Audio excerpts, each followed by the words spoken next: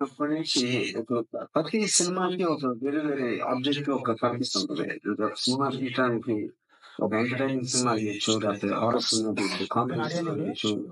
ఒక gangster mic cinema అక్కడే ఉంది తీయొచ్చు. ఇది మరి కొంచెం ఎక్కువ. కానీ ఒక మీడియం అనేది మనం ఉపయోగించుకున్నప్పుడు దానికున్న పర్పసెస్‌లో ఒక సాంగ్ ఇంకా పెంచాలా? అంటే ఇది ఆల్మోస్ట్ ఒక సినిమా కన్నా ఒక పొలిటికల్ కమెంట్ అనే మాట వాడొచ్చు దీన్ని డిస్క్రైబ్ చేయడానికి.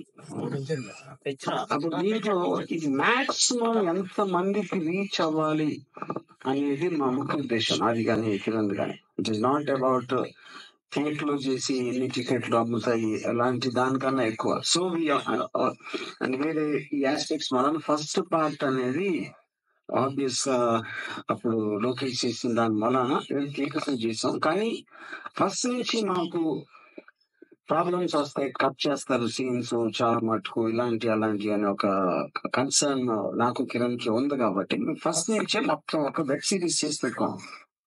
వెబ్ సిరీస్ అనేది కరెంట్ యాక్ట్స్ లో రాదు కాబట్టి.